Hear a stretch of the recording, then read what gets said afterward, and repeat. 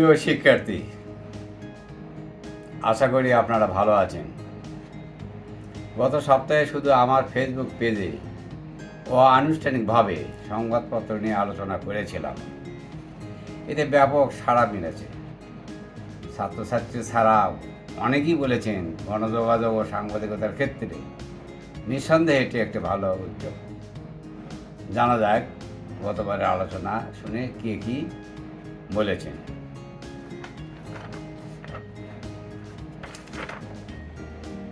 Dhaka sub editors কাউন্সিলের সাবেক সভাপতি KM শহীদুল হক বলেছেন, খুব ভালো উদ্যোগ। আপনার সুদীর্ঘ অভিজ্ঞতা নবীনদের মধ্যে সঞ্চারিত হোক, অনেক শুভকামনা। গাইবান্ধা থেকে এনজিওতে চাকরিরত মিডিয়া কর্মী মামুনুর রশিদ মামুন বলেছেন, খুবই তথ্যবহুল আলোচনা, মিডিয়া কর্মীদের জন্য প্রয়োজনীয় টিউটোরিয়াল। সাংবাদিক ইমরানুল হক ইমরান বলেছেন, ভালো উদ্যোগ স্যার, প্রশিক্ষণ নিতে আগ্রহী, কিন্তু কিভাবে বিস্তারিত জানতে চাই। দৈনিক সংবাদের সাবেক মফস্বল সম্পাদক জনাব আলম হোসেন মন্তব্য করেছেন, শুনলাম, ভালো লাগলো, সুন্দর উদ্যোগের জন্য ধন্যবাদ।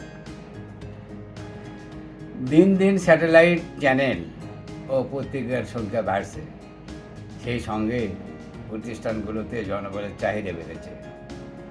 এমনকি বিভিন্ন সেক্টর যেমন সরকারি, বেসরকারি, ব্যক্তি প্রতিষ্ঠানগুলোতে দক্ষ জনসংযোগ কর্মী খুঁজছে। এক্ষেত্রে যোগাযোগ ও সাংবাদিকতার শিক্ষার্থীরাই প্রাধান্য পেয়ে থাকে।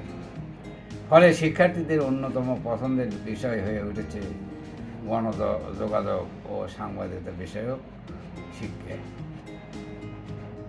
অপরদিকে একাডেমিক শিক্ষা নেই, প্রশিক্ষণও নেই, অথচ সংবাদ সংগ্রহে মাঠ দাপিয়ে বেড়াচ্ছেন যারা, তাদের জন্য এই আলোচনা খুবই গুরুত্বপূর্ণ বলে মনে করি।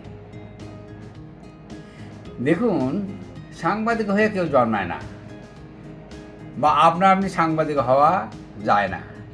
সাংবাদিক হিসেবে নিজেকে তৈরি করতে হয়, তৈরি করে নিতে হয়। এই জন্য থাকতে হয় নিরন্তর প্রচেষ্টা। সেই সঙ্গে প্রশিক্ষণ একটি গুরুত্বপূর্ণ বিষয়। সাংবাদিকতায় মেধা বিকাশে প্রশিক্ষণের কোনো বিকল্প নেই। আমার দীর্ঘ 4 দশকের সাংবাদিকতায় সঞ্চিত অভিজ্ঞতা একজন সাংবাদিক তৈরিতে সহায়ক হতে পারে বলে মনে করছি। সেই উপলব্ধি থেকেই মাধ্যমিক, উচ্চ মাধ্যমিক, কলেজ ও বিশ্ববিদ্যালয়ের শিক্ষার্থী ও নবীন সাংবাদিকদের জন্য এই আয়োজন। এই আয়োজনে পর্যায়ক্রমে তুলে ধরা হবে সংবাদপত্র, সংবাদ ও সাংবাদিকতার মৌলিক বিষয়াবলী। আমি শিক্ষক নই, বলার ভঙ্গিও ভালো না, তবু আপনাদের জানানোর চেষ্টা করে যাব। আমি আশা করি না যে আমার এডুকেশন মিউজিয়াম পেজে সাবস্ক্রাইব বাড়ুক, এই অর্থলিপ্সা আমার নেই। আমার উদ্দেশ্য হলো সংবাদপত্রের বিষয়ে জানতে আগ্রহীদের অবগত করানো। আজকের আলোচনার বিষয় সংবাদপত্র কি। সংবাদপত্র হচ্ছে সমাজ তথা বিশ্ব দর্পণ। চলমান ঘটনা অবিকৃত অবস্থায় পরিবেশিত সংবাদপত্র আধুনিক বিশ্বের উন্নয়ন ও অগ্রগতি ত্বরান্বিত করে। বিশ্বব্যাপী গণতান্ত্রিক চর্চায় সংবাদপত্র কাজ করছে চতুর্থ স্তম্ভ হিসেবে। মধ্যযুগে ইংল্যান্ডে সামাজিক মর্যাদার দিক দিয়ে প্রথমে ছিলেন লর্ডস স্পিরিচুয়াল, অর্থাৎ যাজক শ্রেণী, যারা গির্জার সঙ্গে যুক্ত ছিলেন।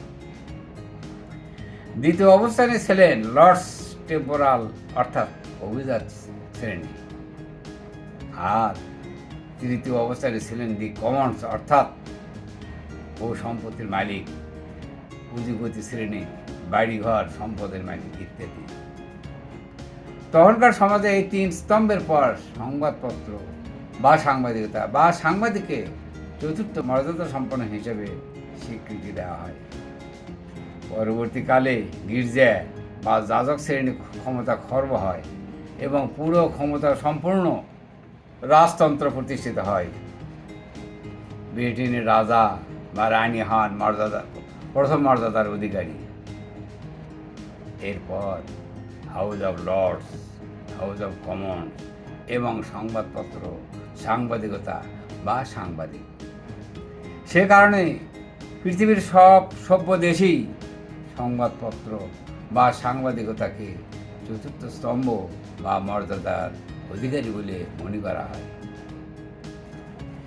যে কোনো গণতান্ত্রিক দেশে সরকারের 3টা বিভাগ থাকে, যেমন নির্বাহী বিভাগ অর্থাৎ শাসন বিভাগ অর্থাৎ সরকার, আইন বিভাগ ও বিচার বিভাগ।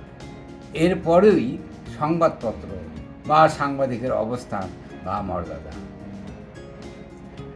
সম্রাট নেপোলিয়ন বলেছিলেন, 1 লক্ষ সৈনিকের চেয়ে আমি 3টে সংবাদপত্রকে বেশি ভয় পাই। তাহলে বুঝুন একটি সংবাদপত্র কত শক্তিশালী, কত ক্ষমতাধর। আজ এই পর্যন্তই।